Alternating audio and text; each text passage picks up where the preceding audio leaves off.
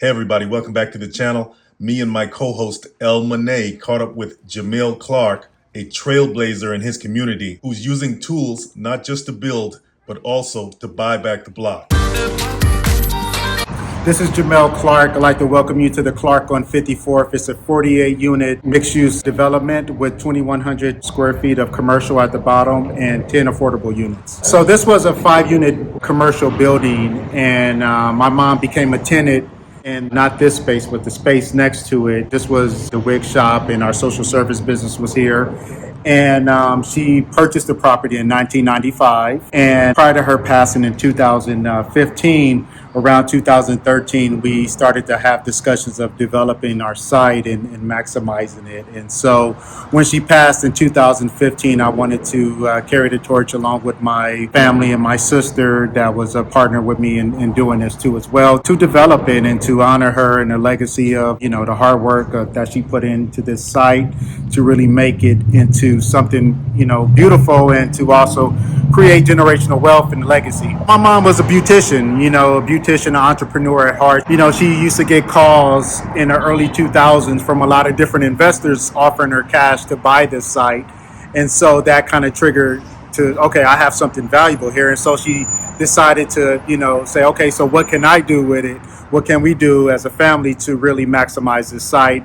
Because she didn't want to sell. She got pretty good offers at the time, but she was never about selling the site. She told the previous owner that once this property ever comes up for sale, that I'll be interested in purchasing it. So when it came up for sale in 1995, and she didn't have all the money to purchase it, she went around and talked to the different business owners to see if would they be willing to go in half. And so only one partner was able to do it, and that was the owner of the wig shop. They went in half, and then they purchased it. And so prior to her, passing, we still had 50% ownership with the other partner at the time. And so I was able to buy them out around 2021. So the family can have full ownership to be able to do what we're doing now. Gotcha. Yeah, well, this is the 2,100 square feet commercial site right here. It can be for one business, or you can divide it into two businesses right here. And this is the bathroom that's already kind of framed up here. And so, this is the site that we have. I'll take you to the lobby right here.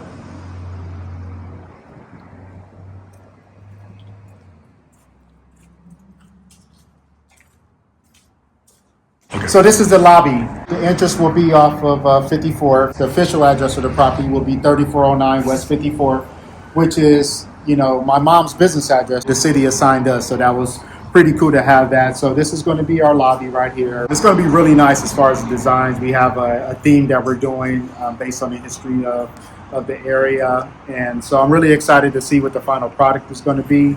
I think, people are going to be pretty excited about it. This is the parking area here. We got the windows just delivered.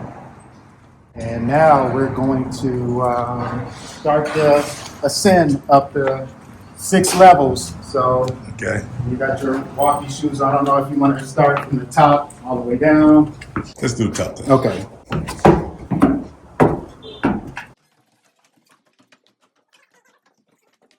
Get your little cardio in.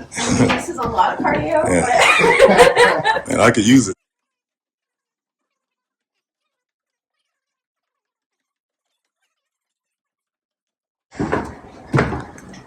So this is actually the 6th level right I'm here. so happy. But we got one more. One more, because I want to show you the incredible views. Gotcha. Yeah, that's what we need. So we're on this is the roof. So all the rain that we had, I was a little concerned, but they were able to at least get the roof on. So the roof is on. You can see some incredible views of Hollywood sign to downtown.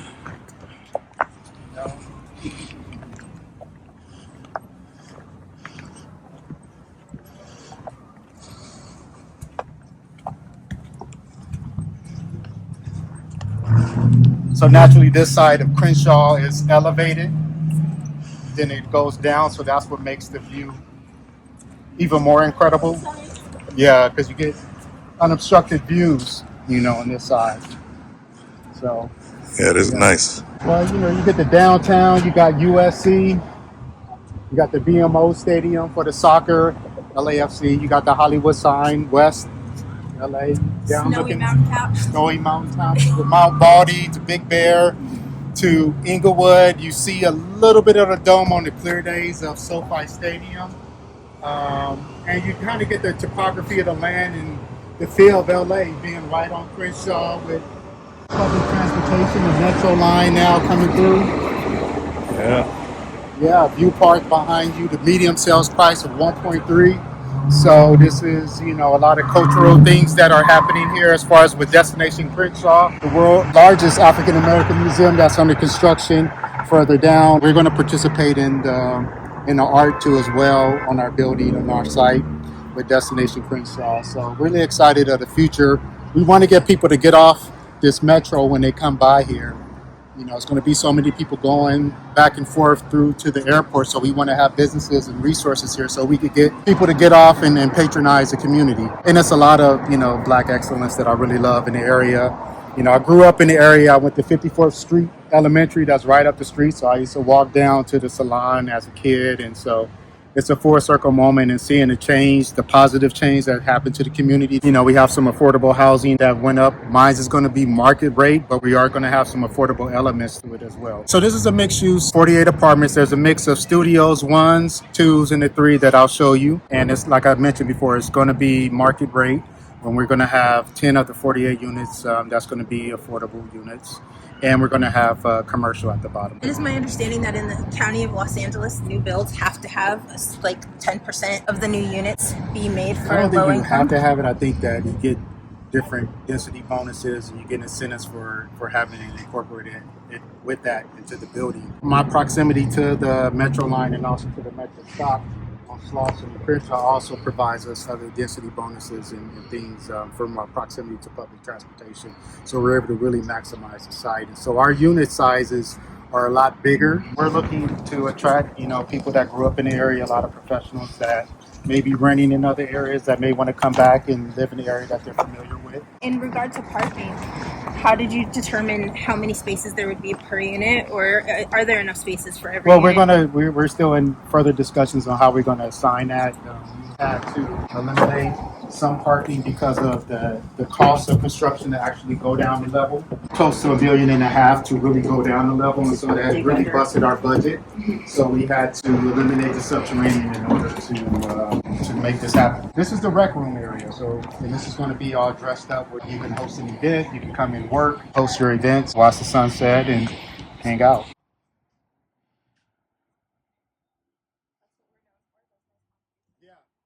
And that's why prices have skyrocketed, because you're like 15 minutes from everywhere, from the marina to USC to Inglewood to the West Side. This is the 3-bedroom here. This is the sole 3-bedroom here. Okay.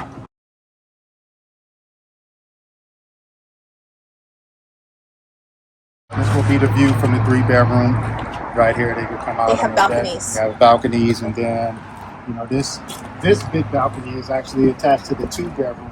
Oh wow! Right here. This is really this huge. whole balcony. This whole balcony. So wow. This is pretty huge to have your 2-bedroom here. Woo! Through and keep your head on the swivel. Yeah. I had to do a little depth perception at first coming in. Yeah, and this is the elevator shaft that's here. Oh, yes. Okay. Here. How many elevators? Just one. Too much stuff in the way. Here.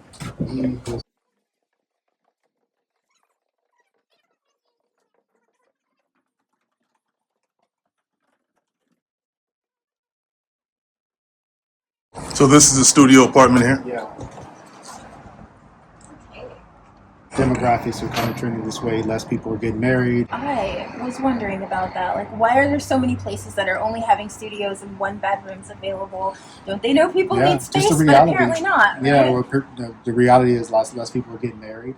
We're having children later. Yep. Lots of people are having children after 40. Well, it's the affordability part of it. It's the cost of it and the cost of having a family. To pay for the space that you actually need, as opposed to just paying for space. So what's the timeline on this?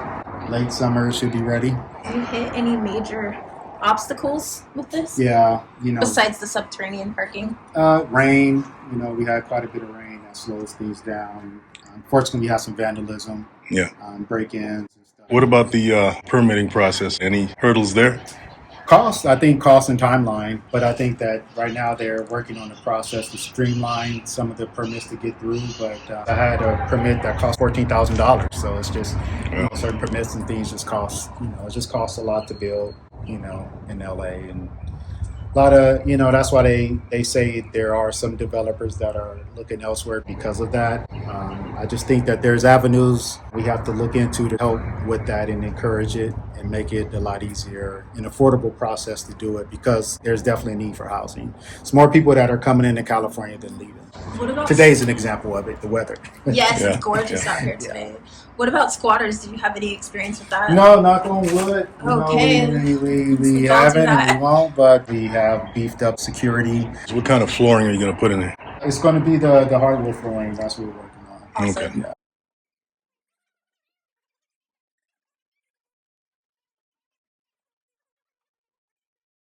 How long have you been building this? The site was officially demoed and empty December 5th when we had our groundbreaking ceremony. Do we get a discount on the rent if we decide to move in? What are you thinking about as far as having people that may be trying to Airbnb or anything like that? How would you avoid that if that's something you're not? I think the property management companies, we're going to have our set of rules and they're going to be there. Watch out for that. It took, a lot of determination and a lot of sleepless nights, a lot of just a determination. And my why was, my mother was my why. That's right. And my sister passed 3 years later, and she worked with my mom in the salon in the 90s. And so my sister was aware prior to her passing in 2018 that I was pushing to do this. And so she told me, she said, I hope you're successful before I die. That's what she told me. I don't know why she said it, but it's always stuck in my head. And so, that was my driving force. So when it finally happened, it was an exhale. And then I just, emotionally, it was a lot for me once we were able to finally consummate it, because we were close many times and things happened where it didn't work out. So In some cultures, they believe that you don't die until your memory dies. So I don't believe that her memory will be gone before you complete what you consider to be your legacy. That's why I did this here. So whenever my, great grandkids come back here and they drive by and they see it, they're going to go back and say, hey, we did that. My grandma, and we named it the Clark 154th, so It's always going to be there, and it's a part of history, part of the culture, the fabric of the community that we live in, that we love. So it's pretty cool. Yeah, it's pretty awesome. Yeah. I do have a question about generational wealth. So to be clear, you did not come from a great deal of wealth when you started this. No, and it's still a process.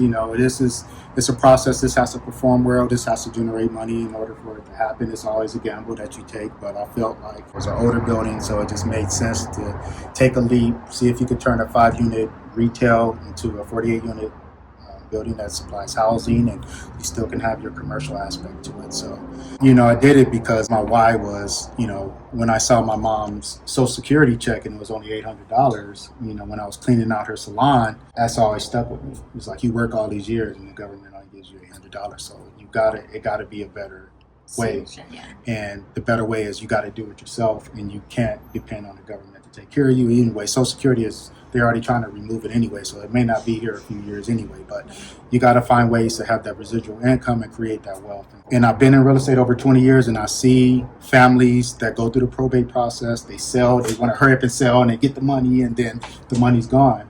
And they're renting somewhere. And then they're renting. They don't have the equity from their home, they have nothing. Exactly. So why not think differently with that? Find a way, if you do incur that money or you do have to sell, invest into something else. It don't even have to be in California. Buy some multifamily in Birmingham, Alabama, or something that you can buy something. There's Sunbelt areas, a lot of areas to invest. You can buy, 10, 15, 20 unit buildings for $400,000 or $500,000 in a lot of different areas. You got to think differently and think bigger to maximize your money and create that cash flow. What did you have to learn in this process? Did you know anything? I didn't know You're anything. a I didn't know. broker, but I did didn't you know get your anything. broker's No, license commercial. to begin this? Commercial is a whole different animal. I've been a residential real estate agent and now broker since 2009. But Okay. you know, I got licensed in 2001 on the lending aspect, and I quit, came back and partnered with a top producing broker in 2003, and we did some great things. But it's always been residential. So commercial is a whole different animal. It's a whole different animal. So I came with zero experience, but you know, I love to learn. And I'm very persistent. My partner has commercial experience developers that partnered with us. So everything is transparent. They put their skin in the game, meaning they invested money early. I invested my own personal money early. And that's the thing that I think is hard for people that want to do this, is that the money it takes to even get to a step to even think of development. You got to pay the soft costs and the renderings and different costs. You got to pay to see what you have and what you can build. Okay, now I know I can build this from the money I invested. Now I got to try to find the money. That's the thing, it's hard to find the money. You know, especially how crazy it is for smaller properties. It's hard to find money for small properties, for whatever it is, 50 and under, 100, 200 units. It seems like there's money out there for them. But smaller developments is very tough. You know, this is an opportunity zone, and I think we kind of missed the window where that was a hot thing at the time. But you know, hopefully, again, it's other people that want to do it. I've had other owners in the community reach out to me that want to mimic, but you know, it's having access to capital to be able to do it. And so, you know, hopefully through what I'm going through and what I went through on here, and when I put the book out about the struggle of doing it, that it'll bring awareness, that people will not just speak about buy back the block and do things, but put some action behind it. For Los Angeles specifically, Yeah. Because people come from lots of different places and they buy back the block in Ohio and Louisiana, you know, or Indiana, and even Chicago, but not really here. And I don't know exactly why that is. I wish our people would do better, and I am so happy that you are. I think that it's also a challenge for us because we don't know where to find the capital for things. Like Small Business Association is available, and we have some others that love to put people in think tanks and, you know, things of the sort, and give them some mentorship. But the actual capital aspect of it is still kind of not quite a closed door, but it's definitely a challenge to get people to just say exactly this is how you do the steps and get to the. I think it just takes for money. people coming together. We have a lot of black wealth out here. I think it just takes for us to make it important for them to do it. If you look at the ownership on Crenshaw, it's not a lot of minority owners and black owners on Crenshaw, which is Fascinating too, isn't it? Yeah. So but there's assets and there's properties that are available. You got to, you know, take the initiative to do it. You got to want it, you know, and to make change. Because again, this is a hub for a lot of talented people that come from this area, you know, including Nipsey, RIP. He was, you know, part of his passing, you know, he was going to do the Nipsey Hussle Tower and everything prior to him passing. And You ever thought about like grassroots crowdfunding? You know, just from the regular worker in the community. Like yeah, you I can think set up that, it's campaign you know, or something. it's how you put that together, Yeah. whatever they invest to try to get a return on it. Yeah. And but yeah, we need it. There's a lot of older buildings over here. The insurance company took my insurance policy away when prior to me building, because it was an old building, and one other owner called me and said they did the same with her policy. And so, you know, we felt that maybe they're just attacking our community, you know, while they're taking these policies for older buildings and making it harder and having us, you know, more costs and so on and so forth. But there's a lot of things that we have to encourage. So we just need to figure out ways of maintaining legacies and maintaining ownership over here and improving. You know, it's a lot of, again, I love Crenshaw. It's super popular. It's, you know, it's being developed now, but I feel it's still a lot more upside here.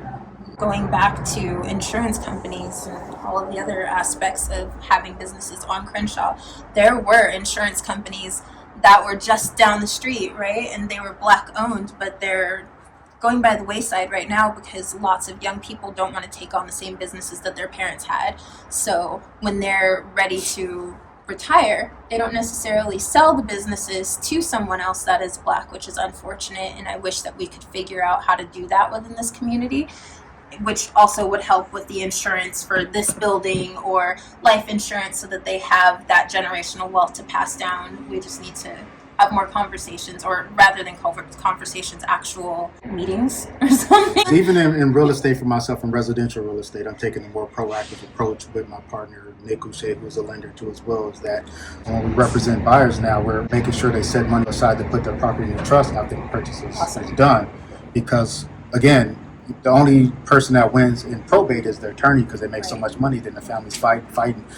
It's better to put your property in a trust. It's also who makes the medical decisions too as well. Like for my mom, when she passed, she wanted my sister to make the medical decisions. I didn't feel no type of way about that. That's who she felt comfortable with to make the medical decisions. Actually took pressure off of me that she assigned my sister. So it's other things that go into trust when you put it together. Right. And we have Black attorneys that can handle that. Yeah. I know there's Attorney Collins in Inglewood and lots of different, not lots, there's a handful, Yeah. you know, but we're out here and they are trying to educate people. They hold free seminars that say like, hey, we want to teach you about how you can keep your homes and put money aside even for the taxes afterward, because lots of people are not aware, okay, I inherited a house, but I don't have the tax money at the end of the year to make sure that I keep this going. Yeah, and I think I hear advertising on the radio. You just inherited a home and you want to get rid of it. Call me and I'll sell it. That shouldn't be that message. Yeah. You know, you inherited a home. Let's see what you can do to maintain it, or maybe maximize it. Maybe make it an ADU, and maybe take some money out, add the ADU, and now you got something that could create some income for you. You sell it, the money's gone. Okay, what you gonna do with the money after that? The money goes by fast. I saw Magic Johnson's son's name on a building and it looked like he was doing some development. I was like, okay, I love this for us, right? Are those conversations that you have with your son about how you can bring him in if you have not already? Yeah, absolutely. You know, he's in the process of getting his license. Of course, he wanted to create his own path, and because I feel like there's opportunities for us to do some really good things. My whole mindset shift is different now in how I view the power of ownership and how I want to help and advocate for people to purchase homes and also to keep them. Or if you do, you know, have property that you need to sell, then let's reinvest or look at something long term, or at least do something to kind of have that money working and not just sitting in an account. You need food and shelter. Those are things that are essential in life. And so in the communities where they complain about gentrification and things are happening, but again, these kids inherited them, they sell it. Right. Okay, how you stop that? All right, set your property in the trust. Have stipulations in there to make sure that they're successful. Make sure you have those conversations with your kid. A lot of times the parents don't have the financial literacy, and so the kids don't have it. Right. So I think that's part of it. And I didn't have it. You know, it's something that I went through my growing pains of not knowing what to do, and you come across money and you're doing dumb things and putting TVs in cars. Now I'm more frugal with my money. Did you have community around you that was able to kind of push you through this? No, it was just, you know, more or less, I'm not type, if something negative happens, I learn from it. Everything was great until the market crashed in 2008, you know, and then I had to short sell my property, and those things happened. And I said, I'll never let this happen again, because it's nothing that's guaranteed. You think that money's always coming in, and then boom, people are not buying them. Going back to the community concept, because I find it very fascinating. We refer to this as community, and then we don't necessarily have the resources to live within the community, and it's unfortunate, but I love that although it's market rate, you have units that are available that are studios and one bedroom, so that you can assure that people, whatever place they are in life, are able to go into a home and say, this is my place within the community that they may be from. Why can we not have market rate in our community? It's Right. only okay to have it in the West Side, where we get a lot of professionals and lawyers and doctors and other people that may not want to be homeowners, but they're living in areas because it's not available over here. But now I can bring those same people back over here and say, hey, if you don't want to buy and you want to rent in a nice boutique, you know, it's only 48 units. It's not a big 100, 200 unit complex. This is what you're looking for. Yeah, that's incredible. I think it's very important. And Yeah. I appreciate your work, Yeah. bringing homes back to the community. Yeah, I appreciate it. Thank you. Welcome. Thank you. We salute you for your impressive efforts in the community. Yeah, I appreciate you. I didn't do it by myself. I had the support of, you know, my sister, my family, Praxis Development, M Square, and all the partners that believed in the story, believed in the journey, believed in my mom. I had to sell the story hard to really get people to understand that this was real. Thanks to everyone for believing in it and making it real, so we can be an example. So everybody was watching to see if this can work. Can a joint venture between the developer and the family work? And it can work. So hopefully we can duplicate that for other areas. It wasn't all, rainbows and unicorns to do this. Right. Not everyone in the community liked the change and liked that I'm removing, 9,000 square feet of commercial. But the black businesses that were here and the businesses that were here are still working. They're still, the wig shop is on Hobart in Slauson. The shoe repair is on Agnes Vista in Slauson. The social services is on Slauson, as well as the art frame store. Let's do one more shout out to your mom. What was her name? Lucretia Clark. Okay, Lucretia and what Clark. was the name of the salon that she worked in? It was originally Renaissance Hair Treatment Center. She later changed it to Regenaissance Hair Treatment Center. So Renaissance always meant rebirth. So I named my real estate company Renaissance Realty Group, and she's just always been kind of inspiration for me. That's why I work so hard to honor that legacy and honor her. And now you get to be part of the Renaissance here on Crenshaw. Yeah, the Clark on 54th. Yes. The Clark on 54th is going to be everlasting. I wrote a song on it and everything. So You wrote a song? Yeah. You want to sing it to us? Yeah. No, I didn't sing it. No, I'll play it. I didn't sing it. I I'm hired ready. somebody. I hired someone. Oh, you to hired sing someone it. to blow for you? Yeah, and I have it. I have it. It is on Apple Music. I did that because I want that to be the soundtrack for my documentary. Okay. There you go. That's why I had to do Are the we doing a book. feature film? Or are we doing like Netflix? Like it's how gonna are we be like releasing this? Netflix mini doc. They said I got to do the book first. Okay. And so that's what I did. The book is done. We're just doing the last edit. Wow. You're on the doing book. really big things.